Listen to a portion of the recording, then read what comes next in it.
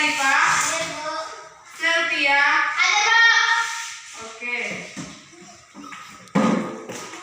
Pada minggu lalu kita telah mempelajari tentang teks biografi seorang tokoh. Nah, pada hari ini kita akan membahas tentang puisi.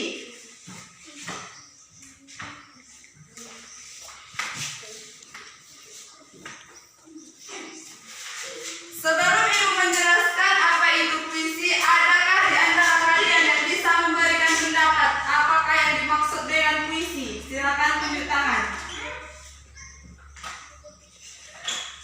Tidak ada? Oke. Ibu akan menjelaskan tentang puisi.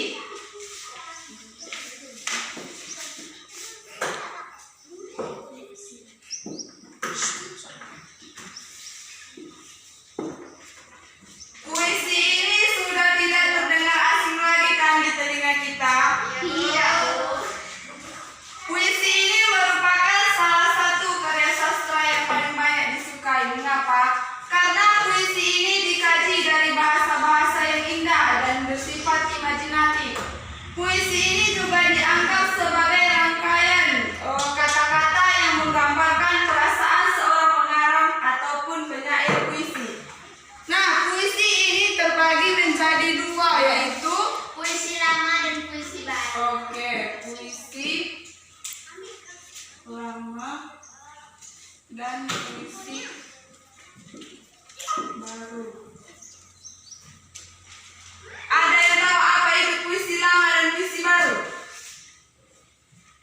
Kenapa diam? Tidak tahu.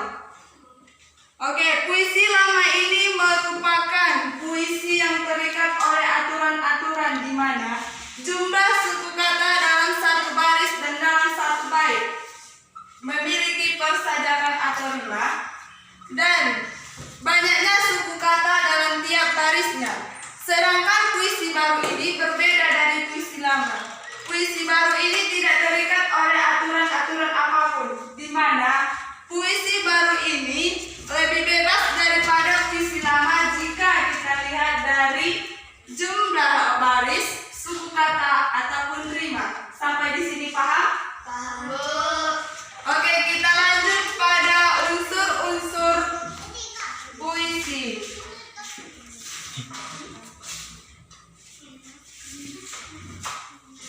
Unsur-unsur puisi ini terbagi menjadi dua, yaitu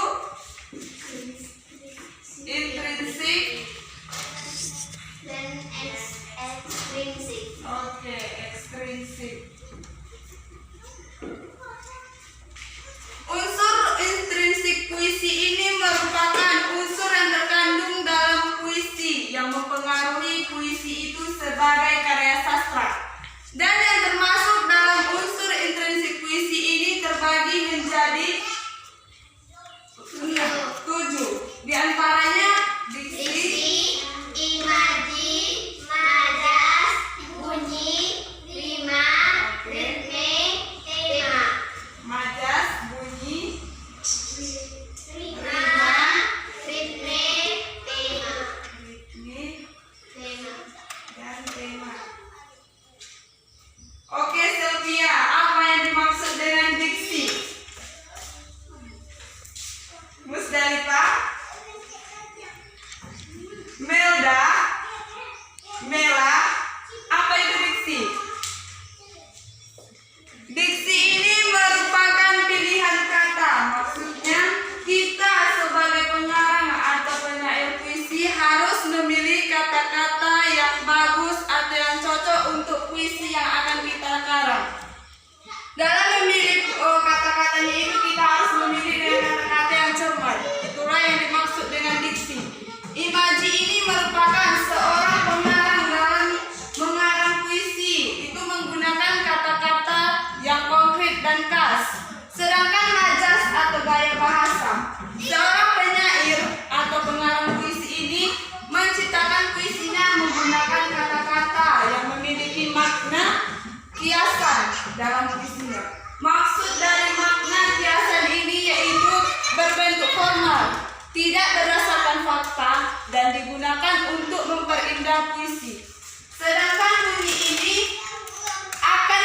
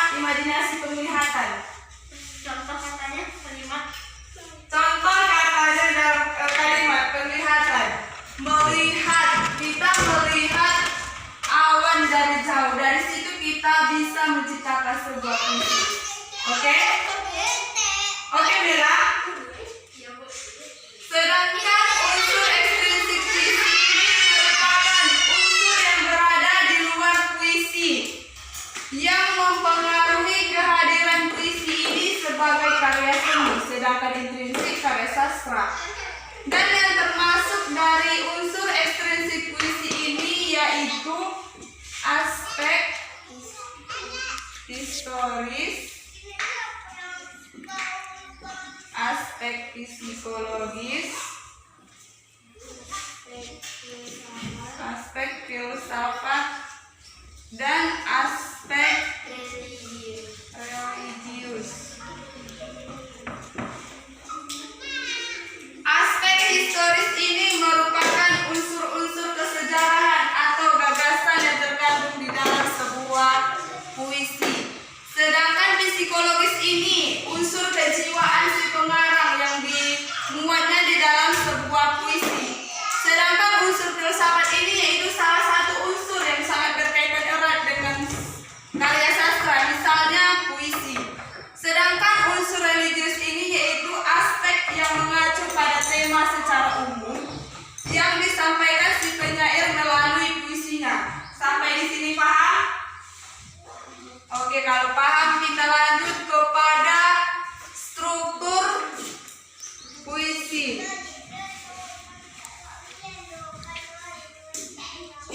Struktur puisi ini terbagi menjadi dua, yaitu struktur batin dan struktur fisik. Struktur batin ini terbagi menjadi 4 bagian, yaitu tema, rasa atau feeling, nada, dan amanat atau tujuan. Tema ini merupakan salah satu unsur yang paling penting atau unsur yang paling utama dalam puisi. Mengapa? Karena jika kita ingin mengarang atau menciptakan sebuah puisi, kita terlebih dahulu harus memilih tema yang sesuai untuk puisi yang akan kita karang. Sedangkan rasa atau feeling ini merupakan sikap si penyair terhadap suatu permasalahan yang dibuatnya di dalam sebuah puisi. Sedangkan nada ini sikap si penyair terhadap audiensnya atau penikmat puisi yang berkaitan dengan tema dan feeling atau rasa. Sedangkan amanat ini merupakan, apa itu amanat? Amanat adalah suatu pesan yang disampaikan oleh penulis kepada pendengar. Betul sekali. Oke. Sudah paham tentang pengertian unsur dan struktur puisi ini? Bu, amanat dalam puisi itu amanatnya tersirat atau tersurat? Amanat yang tersirat. Oke, kita lanjut pada struktur fisik puisi. Struktur fisik puisi ini terbagi menjadi berapa, Selvi? Selvi? Terbagi menjadi 6, yaitu tipografi,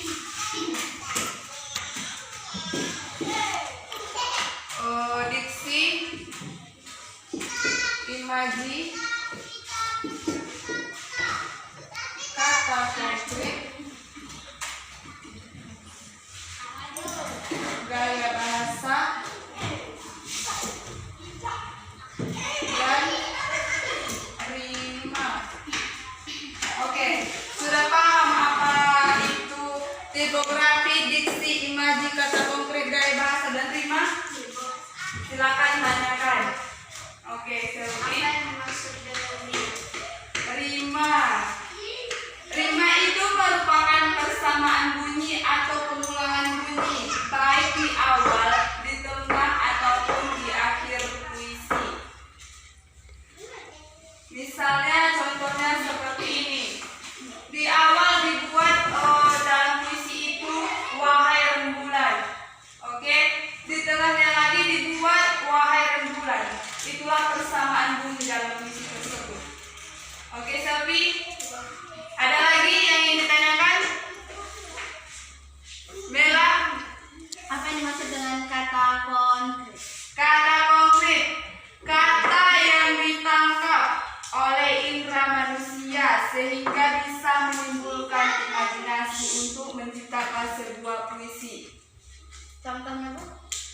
Contoh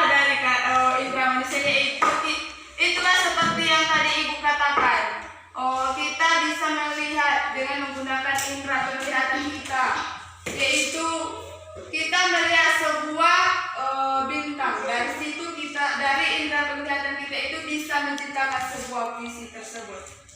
Oke Mila, ada lagi? Tidak ada. Berarti sudah paham apa yang dimaksud dengan tipografi, diksi, imaji, gaya bahasa. Sudah paham Melda? Sudah. Apa yang dimaksud dengan tipografi? Kalau belum paham, tanyakan. Jangan bilang sudah paham. Apa yang dimaksud dengan tipografi? Tipografi itu yaitu sebuah bentuk puisi yang dipenuhi dengan kata, tepi kiri kanan, serta tidak mempunyai pengaturan baris. Hingga pada baris puisi tidak selalu diawali dengan huruf kapital atau huruf besar dan tidak selalu diakhiri dengan tanda titik dalam puisi tersebut. Paham Selvi? Ada lagi yang ditanyakan? Ada lagi? Tidak? Oke Mela. Seperti yang dijelaskan Ibu, puisi lama itu memiliki aturan-aturan jumlah suku kata. Oke. Yang diaturkan dalam puisi lama, jumlah suku katanya berapa, Bu? Jumlah suku kata dalam barisnya itu satu baris dan dalam satu bait itu. Oke. Jika sudah paham, yang terakhir yaitu Ibu akan menuliskan sebuah contoh puisi agar kalian lebih paham bagaimana puisi itu. Oke? Mela, silakan hapus papan tulis. Mela.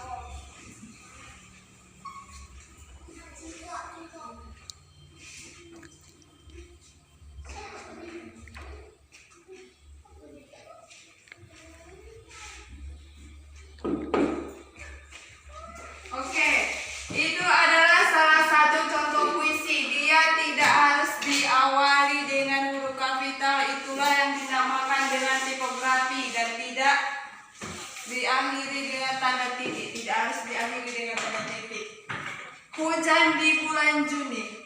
Tak ada yang lebih tabah dari hujan bulan Juni. Dirahasiakannya rintik rindunya kepada pohon berbunga itu. Tak ada yang lebih bijak dari hujan bulan Juni. Dihapuskannya jejak-jejak kakinya yang ragu-ragu di jalan itu. Tak ada yang lebih arif dari hujan bulan Juni. Dibiarkannya yang tak terucapkan diserap akar pohon berbunga itu. Oke, paham dengan contoh puisi di papan tulis? Paham? Oke, jika sudah paham, Ibu akan membuat sebuah tugas kepada kalian. Oke, tugasnya yaitu Ibu meminta kalian untuk menuliskan atau mengarang sebuah puisi karya kalian sendiri. Temanya bebas. Paham? Oke, jika paham silakan kerjakan.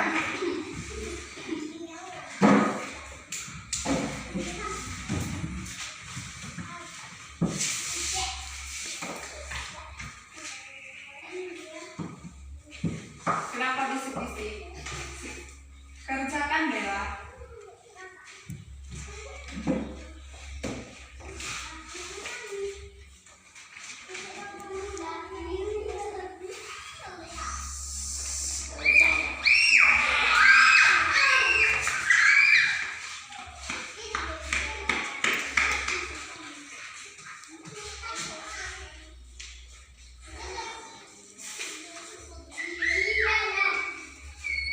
Baiklah, karena waktu kita sudah habis, tugasnya dikerjakan di rumah dan dikumpul minggu depan. Ingat, tugasnya tidak boleh dikopas atau dicontoh dari internet ataupun buku.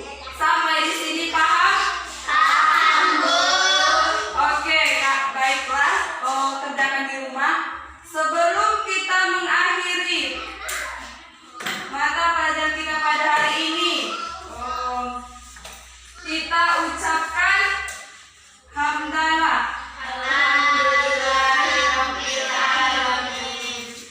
Apabila ada kata-kata Ibu yang salah atau kurang menyenangkan, Ibu mohon maaf kepada Allah, Ibu mohon ampun. Ibu akhiri dengan Assalamualaikum warahmatullahi wabarakatuh.